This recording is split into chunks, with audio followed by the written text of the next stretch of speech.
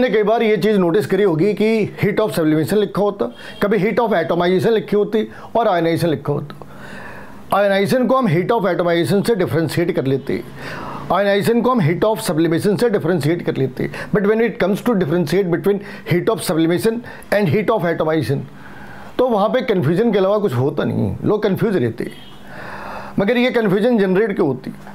अब यहाँ पे अगर एक आयोडीन की एग्जांपल ले ले, है ना, तो हमने आयोडीन को सॉलिड से गैस में कन्वर्ट करी, सॉलिड टू गैस, तो क्या हुआ? उसे कहते हैं हीट ऑफ सब्लिमेशन। इस वाले केस में हमें इस चीज़ का ध्यान रखना है कि पहले भी फॉर्मूला I2 था और गैस के अंदर भी फॉर्मूला I2 है। एनर्जी कितनी है? Approx 63 kilo joule. Energy gap से तुम्हें आइडिया लग जाएगा कि प्रोसेस कितना एडवांस हो रखा है। तो यहाँ पे 63 किलो जूल एनर्जी है पर मोल। लेकिन अगर हमने इसे I2 सॉलिड को I2 गैस में कन्वर्ट करा, लेकिन इस बार वो I गैस है, मतलब 2 आयोडीन बन गए, 2 आयोडीन के एटम्स बन गए। अब क्या कहेंगे इसे कहेंगे हीट ऑफ एटमाइजेशन। लेकिन अगर हीट ऑफ एटमाइजेशन की बात करें तो वहाँ पे हमने सॉलिड को वापस गैस में कन्वर्ट करा, आयोडीन को I गैस के अंदर कन्वर्ट करा। Heat of atomization by default है, सॉलिड है, लिक्विड है, गैस है, हमने उन सबको फाइनली कन्वर्ट करा गैसेस फॉर्म के अंदर। तो वहाँ पे एसेंशियली वो सारी की सारी चीज़ें गैसेस फॉर्म के अंदर है। लेकिन इस बार फॉर्मूला I2 नहीं, 2I है, ये डिफरेंस है। तो एनर्जी अगर मान लो 2I है, तो अगर हमने कुछ एनर्जी प्रोवाइड करी तो वो एनर्जी वैल्यू के अंदर रिफ्लेक्ट होनी चाहिए थी। आंसर है वो रिफ्लेक्ट होती है। कैसे?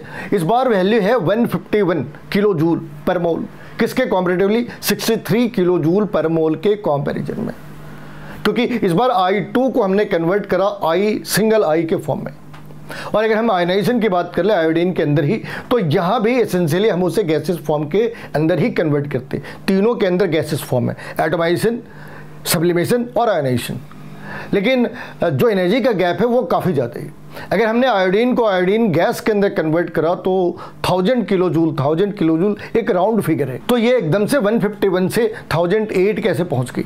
उस वाली केस में हमने क्या करा? हमने एनर्जी प्रोवाइड करी to avoid the repulsion, inter electronic repulsion.